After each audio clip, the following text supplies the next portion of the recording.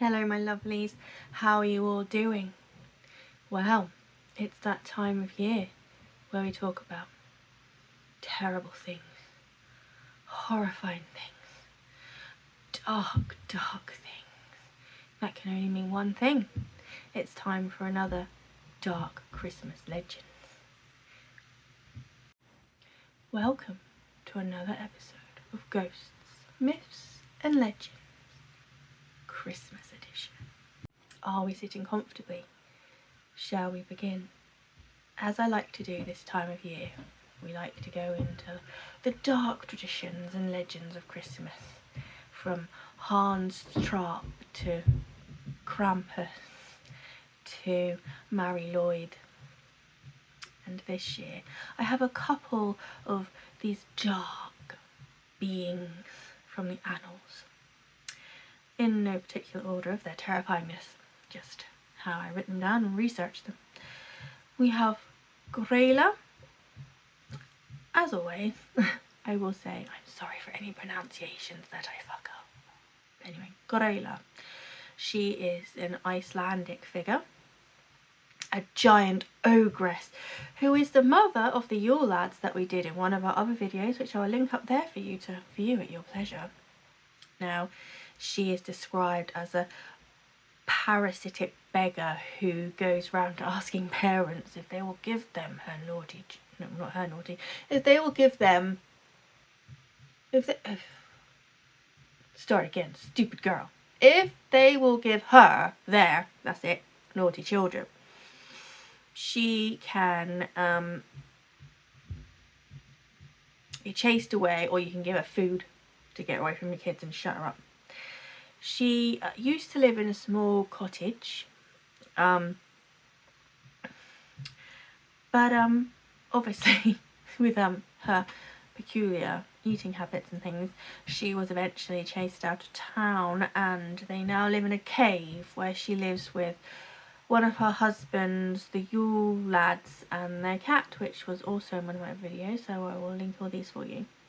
Now, Gryla can detect naughty children really well, and she can smell them from like right in her cave down to the small towns and villages nearby, and she starts making a list.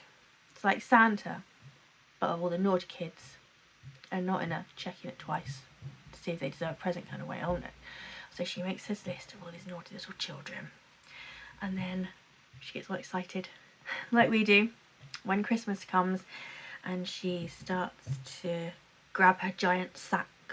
And while the Yule lads are out and about doing their thing that they do, causing mischief and mayhem, she's out and about going to the town, got a sack, and she's checking off her list, and she is collecting the naughty children off her list one by one and stuffing them in a sack, and she takes them home to eat. There are images, which I'll put there, of her having them in the house and just like taking chunks out of them while she was in the house, and it's gross because it's like a young sort of toddler.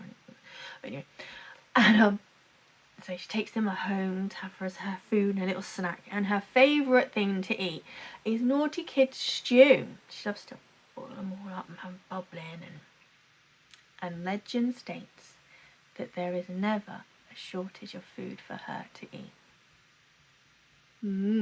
There you go. Our second story is quite grim as well. We're looking at Pere Fouttard. No, I hope I pronounced the bottom bit right.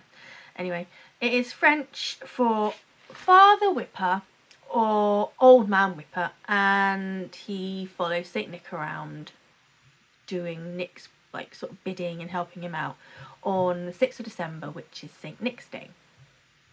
Now, why Saint Nick gives the good kids little gifts, his job is to give them coal or beatings.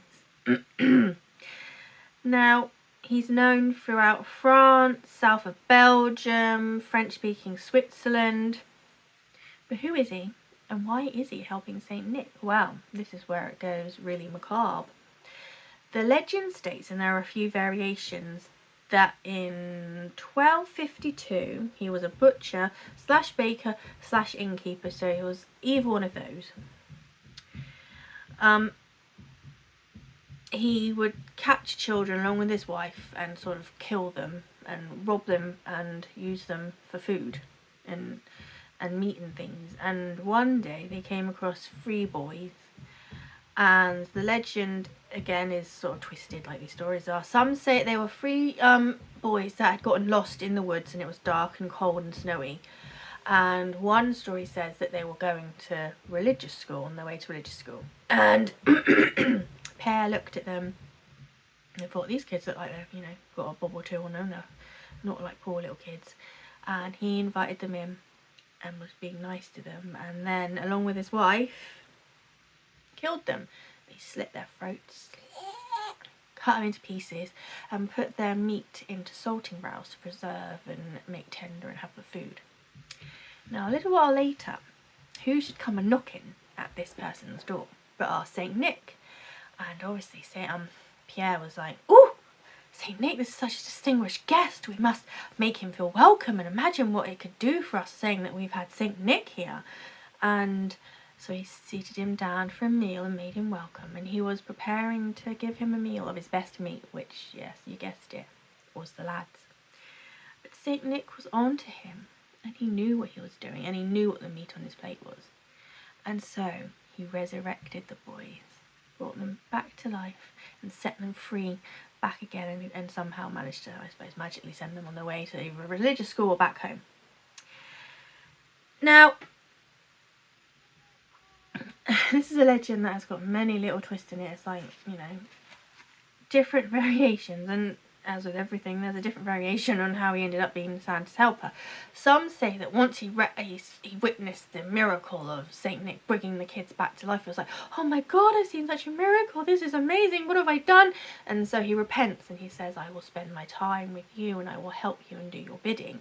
And I think this is more realistic, you know, what he'd done, and that Saint Nick was such a kind, generous, loving soul, that Saint Nick forced him to become his sort of little henchman and follower and do his bidding as a punishment for his crimes, and so he could keep an eye on him, make sure that he never sort of went in that sort of direction again. But the strange thing is, I don't know what happened to the wife. Did she have some fate before her? Was she striked down? I don't know. There is no mention of what happened to her, but she was just as willing and as much an accomplice to the crimes as Pere was, so I don't know why there's no mention of what happened to her. But I might Google that later on to see if there's anything that comes up, and if there is, I'll put it in the description box for you. But anyway, there are a few of the little things that I found for dark traditions. We're running out of the dark legends. Next year I'll have to go into some of the weird dark stories behind some of the things we do at Christmas. Ooh. But, as always, my people, if you liked it, thumbs up, hit the ding-a-ling, subscribe, all that jazz. You can watch more, watch all the other Christmas legends, videos that I've done before, and I will, like I said, try and link some for you to see. It's nearly Christmas. I hope you're happy and healthy and not stressed. Going with the flow, having some time for you. Remember, you are so important, you are so valued. Thank you for spending any time that you have watching the videos with me, for watching, for liking them. Please subscribe, because it would really help me out. That'll be on my Christmas wish. Please subscribe, get my subscribers up. But take time to take a deep centering breath.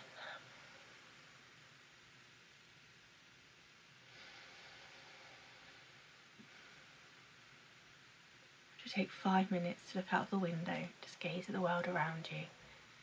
Clear your mind, to just chill, to have a nice warm drink or a nice alcoholic beverage if that is your thing. Once again, you are so valued, and it means a lot to me that every single one of you that likes and watches comes back and watches again. If you can't be good, be careful. And as always, my lovely spooky crew, I will see you on the flip side. Goodbye.